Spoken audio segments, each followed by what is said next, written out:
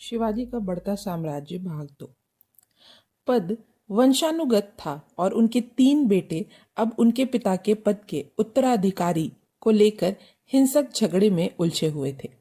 प्रत्येक ने अपने अपने दावों का प्रतिनिधित्व करने के लिए बीजापुर में एजेंट भेजे थे, लेकिन मुसलमान दरबार की तरह विलंबकारी तरीके से कोई तत्काल उत्तर नहीं दिया गया। क्लर्क व्यस्तता से याचिकाएं और प्रति याचिकाएं लिखते रहे। मिसालों का हवाला दिया गया और चर्चा की गई और रिश्वत का दौर तेजी से चला। तीनों बेटे बेहद अनिश्चितता में रह गए। कोई भी किला छोड़ने के लिए उत्सुक नहीं था और इसीलिए ऐसा लग रहा था कि वह अपना दावा छोड़ देगा। फिर भी साथ रहने के तनाव से पीड़ित, संदिग्ध और शत्रुतापूर्ण उनके झगड़े तेजी से हिंसक होते गए। सुखद ठिठाई के साथ शिवाजी ने मध्यस्थ के रूप में अपनी सेवाएं देने की पेशकश की। ऐसा प्रस्ताव आमतौर पर एक कल्पना है। उसकी अशिष्टता के योग्य तिरस्कार के साथ उत्तर दिया गया होगा, लेकिन तनाव से थके हुए तीनों भाइयों ने असहनीय स्थिति को समाप्त करने के किसी भी तरीके का स्वागत किया। शिवाजी को दीपोत्सव के उत्सव के दौरान एक अतिथि के रूप में किले में आमंत्रित किया गया था। यह त्योहार मॉनसून के खत्म होने के बाद मनाया जाता है। शिवाजी ने इसे स्वीकार कर दिया। मॉनसून के तूफानों से बचाव के लिए तब भी और आज भी सभी इमारतों को बारिश से बचाने के लिए छप्पर से सुरक्षा प्रदान करना आम बात थी। कूलियों के समूह अपने सिर पर छप्पर के लिए घास लेकर पहाड़ी रास्तों से ऊपर चढ़ते थे और किले में प्रवेश करते थे। पिछले कुछ हफ्तों से शिवाजी के कुछ अनुयायी चुपचाप किले में घुसे हुए थे। कूलियों के साथ घुल मिलकर उनकी तरह कमर तक नंगे होकर घास के बड़े बड़े गट्ठरों के नीचे झुके हुए, लेकिन इन गट्ठरों में उन्होंने अपने हथियार छिपा रखे थे। संतरी प्रत्येक कूली की जांच करने के आदी नहीं थे और अब उनके पास संदेह का कोई कारण नहीं था। इसी बीच दोनों छोटे भाई बड़े भाई के खिलाफ विश्वासघात की योजना बना रहे थे, क्योंकि उन्हें डर था कि कोई भी निष्पक्ष पंच उनके पिता के उत्तराधिकारी के रूप में उन्हें ही चुन लेगा। शिवाजी के स्वागत में एक भोज का आयोजन किया गया। इस उत्सव में आमतौर पर शांत रहने वाले मराठा खूब शराब पीते थे। एक बार एक नेक अंग्रेज कप्तान उनकी शराब पीने की आदत से हैरान रह गया। क्या वे वाकई कप्तान के अपने अंग्रेज सैनिकों के शराब पीने की आदत से भी ज्यादा हो सकते हैं? उसने गंभीरता से लिखा है, वे रात भर ऐसी नीच हरकतें करते हैं जिसमें कॉमस और उसके क्रूर दल के सबसे उत्साही भक्त भी ईर्ष्या नहीं कर सकते। इस तरह की मस्ती के दौरान छोटे भाइयों ने बड़े भाई से झगड़ा किया, उस पर हमला किया और उसे रस्सियों से बांध दिया। फिर वे शिवाजी की ओर मुड़े और उनसे सौदेबाजी करने के लिए तैयार हो गए।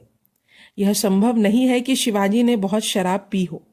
उनसे मिलने वाला हर व्यक्ति उनके तपस्वी आहार की तारीफ करता था। उन्होंने दोनों भाइयों के नशे में धुत और उत्तेजित प्रस्तावों को बनावटी आश्चर्य के साथ स्वीकार किया। उन्होंने सुझाव दिया कि कोई भी तत्काल निर्णय अनावश्यक था। मध्यस्थ के रूप में उन्हें अपने निर्णय पर विचार करना था और उन्होंने दोनों भाइयों को आमंत्रित किया। अगले दिन भाइयों ने स्नान किया। उन्होंने किले की दीवारों के पास से बहने वाली एक नदी में स्नान किया। मॉनसून की बारिश के बाद पानी ठंडा और बादलदार था। किनारे जंगली बेगुनियों से भरे हुए थे और पहाड़ी के ऊपर पन्ने की लहर थी। शिवाजी और भाइयों ने एक साथ स्नान किया जैसे कि पिछली रात कुछ हुआ ही ना हो, और खुशी से बातें करते और हंसते हुए वे किले के द्वार की ओर वापस चढ़ गए। दोनों भाई रुक गए और देखने लगे। बीजापुर का झंडा अपने तुर्क अर्धचंद्र के साथ गेट टावरों से गायब हो गया था।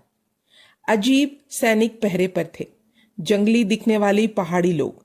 लेकिन किसके सैनिक? शिवाजी ने स्पष्ट रूप से समझाया कि वे उनके थे। जब भाइयों ने चाल पर क्रोधित होकर जवाब दिया तो शिवाजी ने उन्हें अपने सबसे बड़े भाई के साथ उनके व्यवहार की याद दिलाई। फिर अपने उन लोगों के प्रति हमेशा की तरह मजाकिया तिरस्कार के साथ जिन्हें उन्होंने मात दी थी, उन्होंने तीनों भाइयों को कहीं और छोटी छोटी जागीरें देने की पेशकश की, जिससे वे संतुष्ट लग रहे थे। किले की नियमित सेना संख्या में शिवाजी के सैनिकों से कम थी और कोई यह अनुमान लगा सकता है कि उनमें अव्यवस्थित भाइयों के नेतृत्व के लिए बहुत कम उत्साह था। उन्होंने शिवाजी के झंडे तले उत्सुकता से सेना में भर्ती हो गए। वे भाड़े की सैनिक थे और यह युवा मराठा साहसी एक आकर्षक नेता प्रतीत हुआ होगा। अतः एक वर्ष के भीतर, जबकि बीजापुर के अधिकारी शिवाजी द्वारा तोरण पर अधिकार करने के सही और गलत होने पर बहस कर रहे थे, शिवाजी ने बिना किसी रक्तपात के स्वयं को तोरण पर अधिकार कर लिया था। पूर्वी पठार के समुद्र तट से जोड़ने वाले मजबूत किले के पुल का स्वामी तथा बीजापुर से शिवाजी की अपनी भूमि तक पहुंचने वाले मार्गों की रक्षा करने वाला। सरकार की सुस्ती अजीब लग सकती है, लेकिन हमें दक्षता और सटीक जानकारी के साधनों के बारे में सभी आधुनिक पूर्व धारणाओं को त्याग देना चाहिए।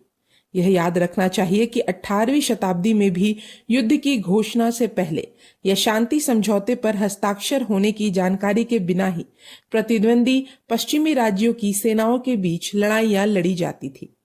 बीजापुर राज्य का संगठन बहुत ढीला ढाला था। सैन्य प्रतिष्ठान आंशिक रूप से भाड़े के सैनिकों और आंशिक रूप से क्षेत्रीय दिग्गजों के करों पर निर्भर था। उदाहरण के लिए, जहां किसी किले पर किसी स्थानीय दिग्गज का कब्जा था, वहां सरकार के लिए यह जानना बहुत जरूरी नहीं था कि वह दिग्गज कौन है। जब तक वह वफादारी का दावा करता रहे और उस इलाके से एकत्र किए गए करों को नियमित रूप से भेजता रहे, शिवाजी ने अपने कार्यों के लिए बहाने बनाए और न केवल अपनी वफादारी का दिखावा किया, बल्कि विभिन्न किलों में अपने पूर्वजों द्वारा एकत्र किए गए करों से अधिकार कर भेजने का वादा किया।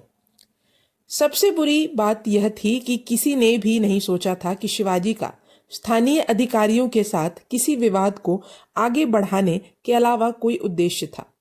वह बहुत तेजी से और बिना किसी हिंसा के आगे बढ़ रहा था, इसीलिए पूरी स्थिति अभी भी स्पष्ट थी।